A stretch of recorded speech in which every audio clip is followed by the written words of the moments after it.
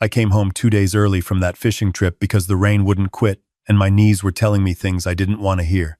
The dock at Lake Cumberland had turned into a mud bath, and an old man with bad joints has no business arguing with Tennessee weather.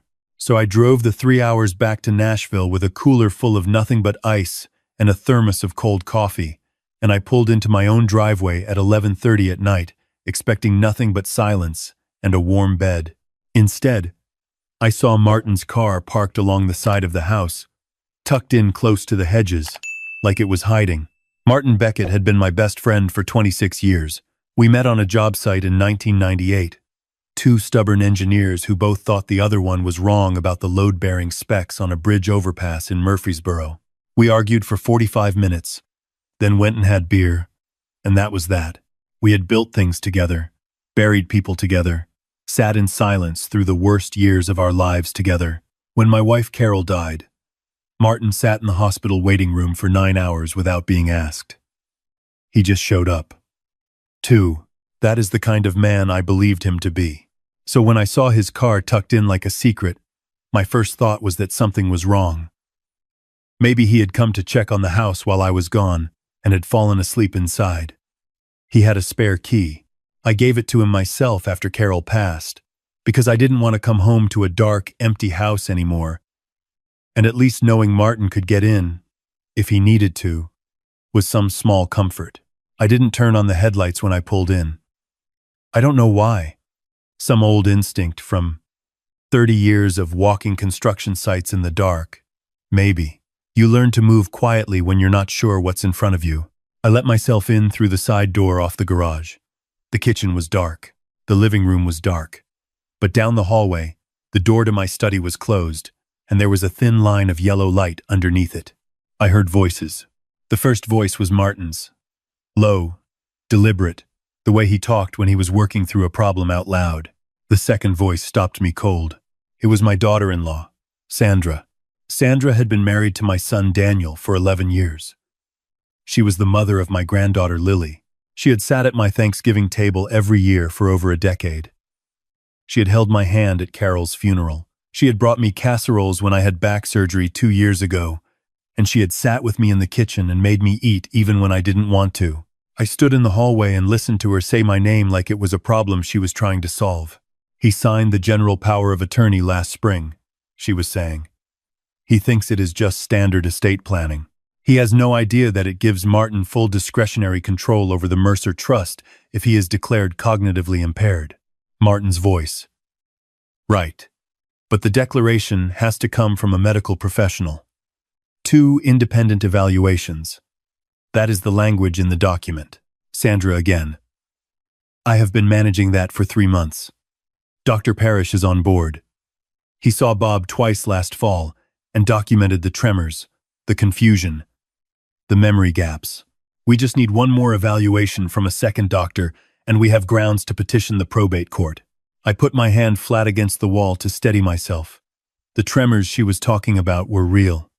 I had developed them 3 years ago, after a fall on a job site, cracked 2 vertebrae in my neck. The doctors called it essential tremor. Benign, manageable, not a symptom of anything progressive.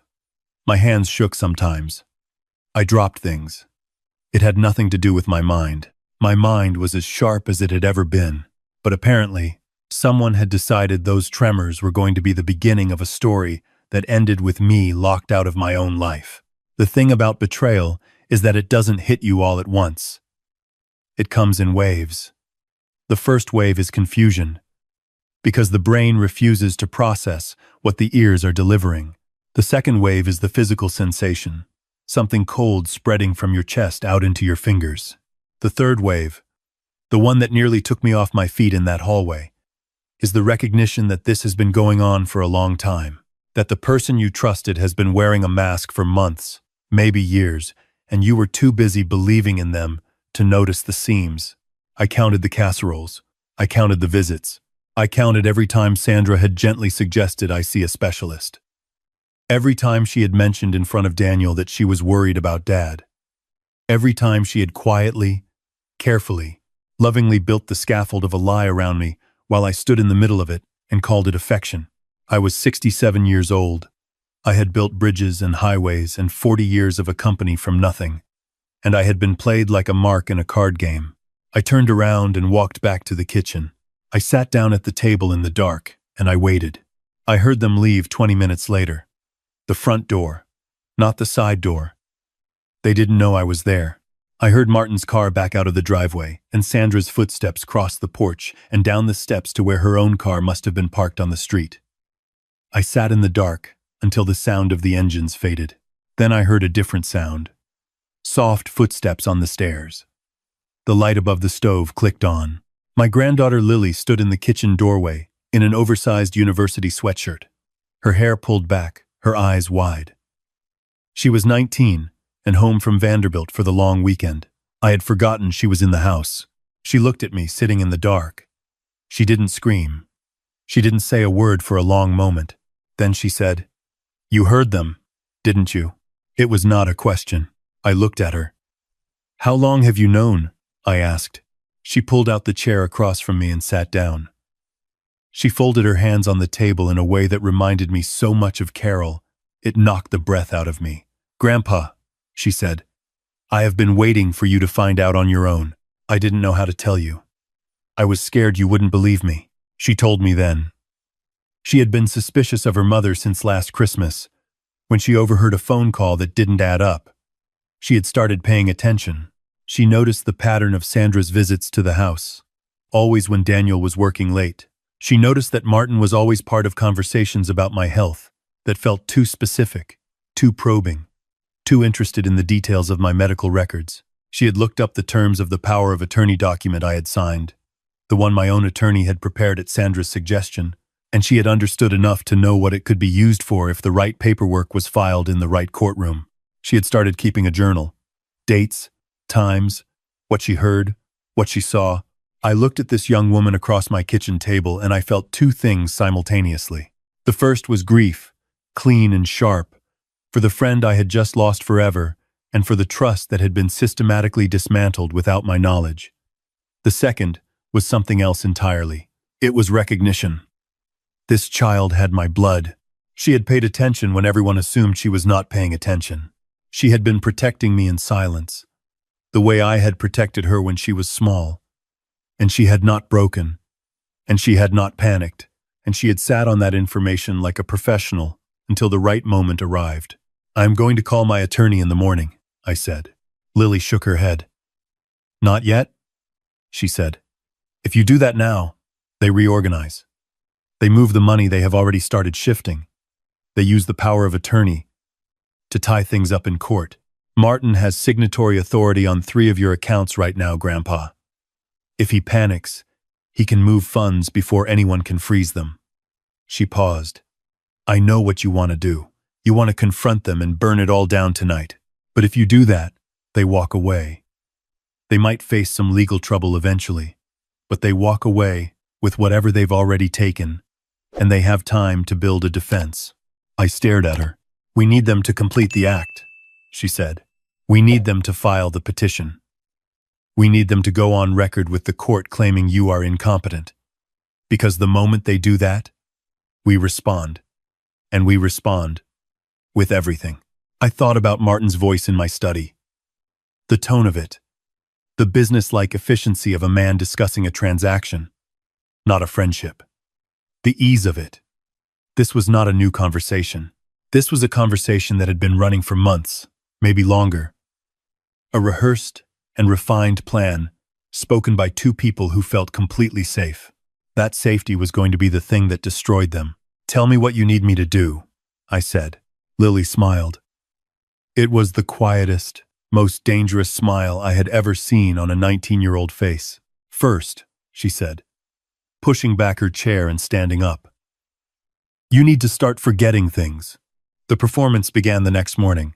It is a strange thing to deliberately unravel yourself. I had spent 67 years building a reputation as a man who remembered every detail, who tracked every number, who showed up early and left late and forgot nothing. Now I had to dismantle that reputation piece by piece, in front of the people who were counting on me to crumble. I started small. I left the coffee pot on when I left the house. I repeated myself twice in the same conversation, something I had never once done in my life. I let my hands tremble more visibly than I had been hiding them, because up until now, out of pride, I had been fighting the tremors, working to control them. Now I let them go. I let them be visible, even exaggerated, when Sandra, or Martin, were nearby. Sandra came by on a Tuesday with a pot of soup. She watched me struggle with the zipper on my jacket for a few seconds before she reached over and did it for me with the patient, practiced tenderness of a woman who had been rehearsing the role of caregiver. Her eyes were soft and sad and full of a warmth that I now understood was not warmth at all. She was watching for the signs she needed. She was confirming her own narrative. Every time I stumbled or repeated myself or stared too long at something, I could see the small satisfaction move across her face before she covered it. I hated her for it. I hated myself a little for being so useful to her plan for so long. But I swallowed both of those things, and I put the blankness back on my face, and I let her hold my arm as we walked to the kitchen, and I let her believe she was leading me somewhere. Meanwhile, Lily was moving. She contacted an attorney in Memphis, not one in Nashville, not anyone connected to my existing legal relationships. A woman named Patricia Owens, who specialized in elder financial abuse and estate litigation. Lily drove down on a Saturday and sat in her office for 3 hours. She brought the journal. She brought screenshots of text messages she had photographed from her mother's phone during a holiday visit. Messages between Sandra and Martin that were not love letters, but were something worse. They were business communications, schedules. The name of the second doctor Sandra had lined up for my evaluation. A reference to an offshore account Martin had opened the previous summer. Patricia Owens called me the following Monday morning while I was alone in the house. Her voice was steady and measured, the voice of a woman who had heard stories like mine before and understood that the first thing she needed to give me was not pity, but a plan. She told me what we had and what we still needed. The text messages were strong. The journal was supporting evidence. What we needed, she said, was their own words. We needed them to state their intentions clearly in a way that was documented and could not be explained away as a misunderstanding. She asked me if I was willing to wear a recording device. A small one, she said. Something that could be concealed easily. I told her I had spent 40 years on construction sites, where I regularly wore a hard hat, steel-toed boots, and a tool belt in July heat. I could manage a recording device. She told me to be patient, to let the process play out, to allow them to file the petition, because once they filed, they were committed. There would be no walking it back. The document would be in the court record, signed with their names, and it would tell exactly the kind of story we needed it to tell. All I had to do was keep performing. It was hardest with Daniel. My son was not part of this. I was certain of that.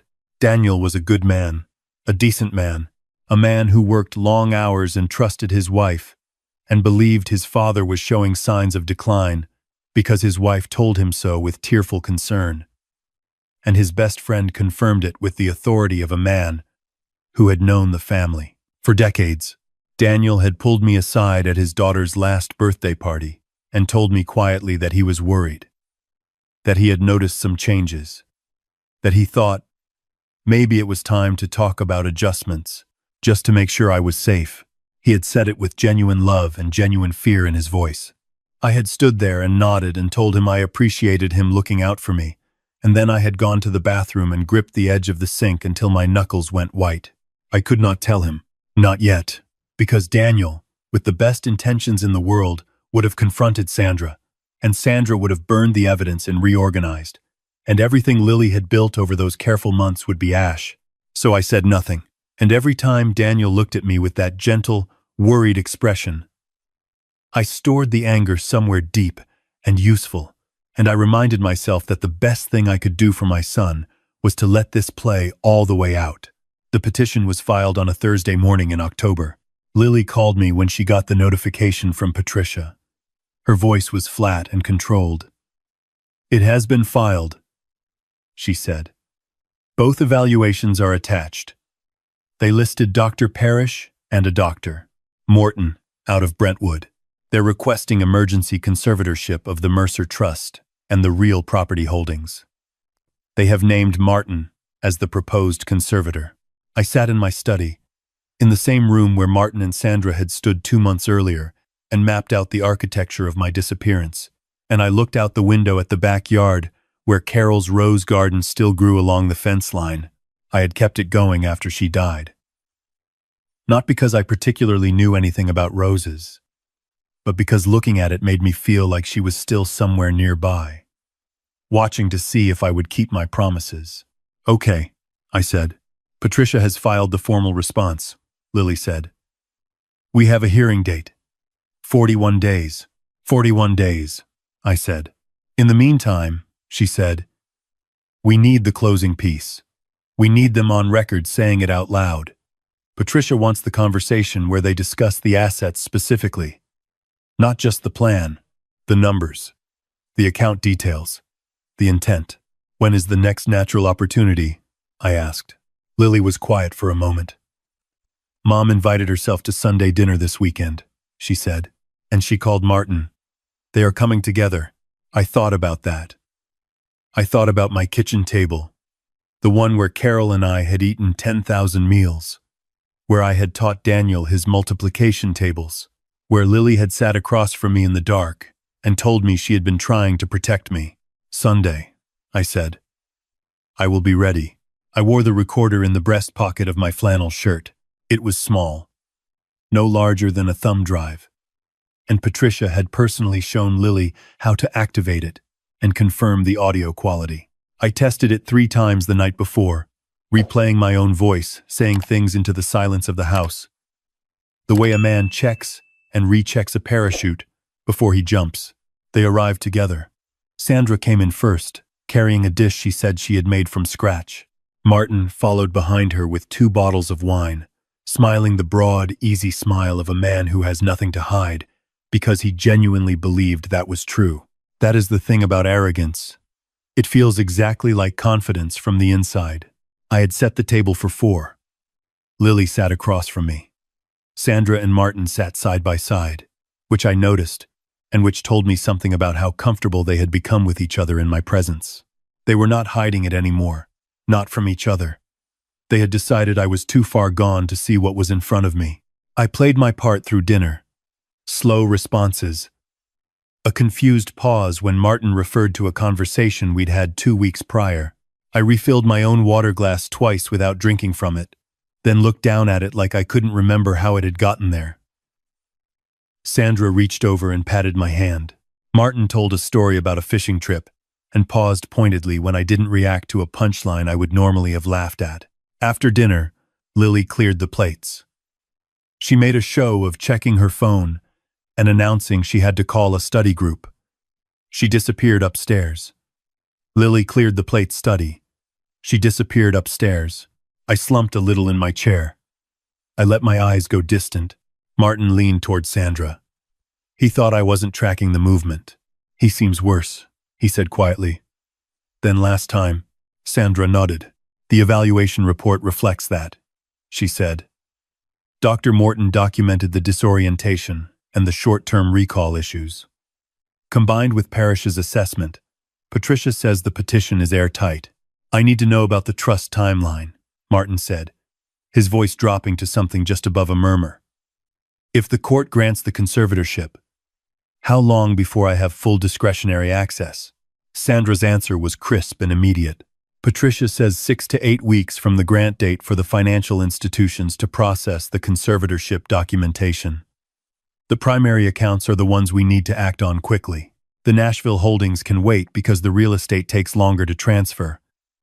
But the liquid assets, the investment accounts, those need to be moved before Daniel starts asking questions." "What is the plan for Daniel?" Martin said. Sandra set down her wine glass. "We tell him his father is getting worse. We tell him that the stress of managing his own affairs is accelerating the decline, and that for his sake, as a compassionate decision, we have agreed to take over completely. Daniel will accept it. He trusts me. He feels guilty for not being more available over the last year, and that guilt makes him easy to manage. He will sign whatever I put in front of him if I tell him it protects his father." Easy to manage, I thought. That was her husband. That was my son. Those 3 words landed somewhere in my chest and sat there burning. And the girl, Martin said. He meant Lily. She is at school most of the year, Sandra said. By the time she graduates and starts asking serious questions, the transfers will have been completed, and the legal documentation will be in place. If she challenges it, she challenges a valid court order. Good luck with that. Martin nodded. He reached across the table and covered Sandra's hand with his. I looked at them. I had known this man longer than some people have known their own children, and he was sitting at my table, in my house, eating food off my plates, talking about dismantling my life, while I sat 3 feet away, wearing a recording device in my breast pocket. They thought I was gone. They thought the man who built 37 years of a company from a drafting table and a truck was sitting across from them, staring into the middle distance, already somewhere else. The silence stretched out. I could hear the tick of the clock above the stove. Then I heard a sound from upstairs. Footsteps. Coming down. Lily appeared in the kitchen doorway. She was not holding a phone. I reached up and touched the breast pocket of my flannel shirt. She set the laptop on the counter and opened it. Then she looked at Sandra. "Mom," she said, her voice very quiet and very steady. "I need you to look at something." Sandra turned. "What is it, honey?" Lily turned the laptop screen to face the room. It was a document. A legal document. And then I heard Patricia Owen's voice coming through the laptop speakers, recorded, clear, reading the formal response she had filed with the court that morning. The response included attached exhibits. It included the text message screenshots, the journal entries, with dates and times, the toxicology report on the Mercer Trust account that Patricia had obtained through a forensic accountant, showing the early-stage fund movements Martin had begun the previous August. And then the recording began. It was the audio from the pool house conversation. My voice, confirming through the device in my pocket. Their words. The trust timeline. The liquid assets. Easy to manage. Sandra's face went through 3 different expressions in about 4 seconds. The first was confusion. The second was comprehension. The third was something I can only describe as the look of a person watching the floor disappear beneath their feet. Martin stood up so fast his chair scraped back and hit the cabinet behind him. He looked at me. The broad, easy smile was gone. In its place was something I had never seen on his face in 26 years of friendship. It was fear. "Bob," he said. He said it like he was testing whether the man he knew was still in the room. I looked at him. I let a long moment pass. Then I straightened my back and I rolled my shoulders, and I looked at him the way I used to look at contractors who tried to shortchange me on materials. And I said, in a voice that had not trembled in 26 years and was not trembling now, "I heard every word you said, Martin. Both times." He took a step back. Sandra had not moved. She was looking at the laptop screen, at her own name in the court documents, at the text messages she had sent that she had long since deleted from her phone and believed were gone forever. Lily was watching her mother the way you watch a storm you have been tracking for a long time, with a kind of exhausted, patient clarity. "This is not legal," Sandra said finally. Her voice was flat. "You cannot record a private conversation. You cannot use this." "Patricia Owens already answered that question," Lily said. "Tennessee is a one-party consent state. Grandpa was a party to the conversation. Every word in that room is admissible." Martin looked at the back door. I could see him calculating the distance, the same way I imagine men calculate distances when the walls close in. "I would not," I said calmly. He looked at me. "There are 2 attorneys in the driveway right now," I said. "Patricia drove up from Memphis this morning. She has been waiting." I took a breath. "And there is also a detective from the Financial Crimes Unit who has been reviewing your account activity for the last 6 weeks, with particular interest in the offshore account you opened in July." Martin sat back down. Not because he was calm, because his legs quit on him. I stood up from the table. I was not the man who had been slumping in that chair all evening. I was 67 years old and my hands shook sometimes and my knees ached in the rain. And I was the same man who had built a company and a family and a life from nothing, and I was still standing in the middle of all of it, and the people who had bet against that were about to find out exactly what the odds had always been. I walked to the front door and opened it. Patricia Owens came in first. She was in her 50s, calm as concrete, with a briefcase and the expression of a woman who had done this before and found it unremarkable. Behind her was a man I had spoken to once on the phone, and now recognized from his photograph, the detective, wearing a plain jacket and carrying nothing but a small notebook. "Martin Beckett," Patricia said, coming into the kitchen with the ease of someone who had been invited. "My name is Patricia Owens, and I am counsel for Robert Mercer. This gentleman is Detective Harris from the Nashville Financial Crimes Division. You are both going to want to sit down." Sandra sat. She hadn't moved to stand in the first place. Martin looked at me one more time. There was something in his face that I hadn't expected. It was not anger, and it was not defiance. It was grief, a pale, genuine, human grief that moved across his features and then was gone. Maybe it was the last real thing about him I ever saw. I don't know why I thought of the bridge overpass in Murfreesboro, the one we had argued about in 1998 before we became friends. I don't know why that was the memory that surfaced in that moment. Maybe because it was the beginning, and beginnings have a weight that endings don't quite match. I turned away from him and walked back through my own kitchen. Lily was standing by the counter. She had closed the laptop. She looked at me with the same steady directness she had shown since the night she sat across from me in the dark and told me she had been trying to protect me. I walked over and put my arm around her shoulders, and she leaned her head briefly against mine. And we stood there together while the rest of it played out in the room behind us. The formal words, the rites being read, the sound of a plan that had run for months finally meeting the wall it had been building toward all along. It was not until much later that night, after everyone had gone and the house was quiet again, that I went and sat in the garden. Carol's roses were still blooming this late into October, stubbornly, the way she had always done everything.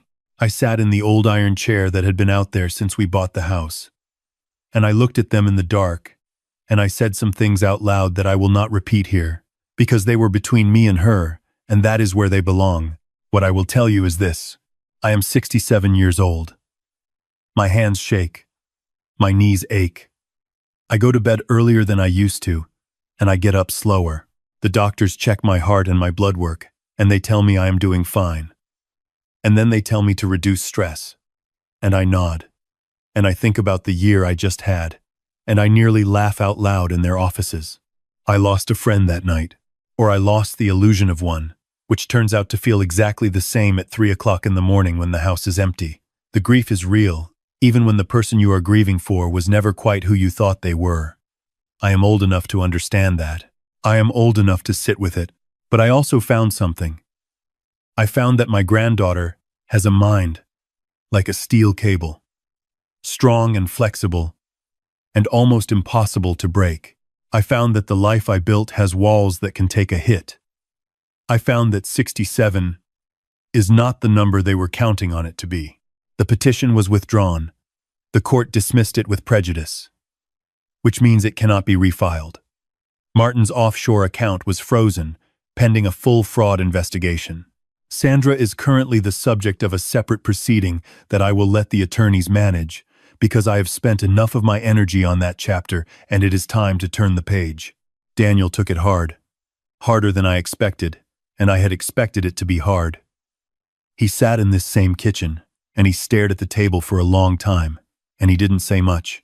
But eventually he looked up at me and he said, "Dad, I am so sorry I didn't see it." And I told him the truth, which is that she was very good at what she did, and that being loved by someone makes you blind to them in ways you cannot always help, and that the only thing he needed to do now was let it be over. He nodded. We sat together for a while. The clock above the stove ticked. Eventually Lily came in and made coffee, and the three of us sat there until it was late, not talking about much, just being in the same room together, which was enough. Which was, honestly, more than enough. If there is something I want you to take from this, it is not about revenge, although I understand the word, and I do not entirely regret what happened. What I want you to take is something simpler. Pay attention to the people around you. Not with suspicion, but with the same clear eyes you would use. Walking a job site at night. Checking the ground before you put your weight on it. Trust is not something you hand over once and then stop thinking about. It is something you tend to, like a garden, the same way you tend to anything you want to keep. And if you are of a certain age and you have people in your life who keep telling you that you are slipping, that you are confused, that maybe it is time to let someone else make your decisions, and something in your gut says that is not right, listen to your gut. You built everything you have on that instinct. Do not let anyone tell you it has expired. My name is Bob Mercer. I am 67 years old. I am still here. If this story meant something to you, hit that like button and subscribe to Revenge Saga for more. Tell me in the comments where you are watching from, and if you have ever had to stand up for yourself when the people closest to you were counting on you to stay down. I would like to hear from you.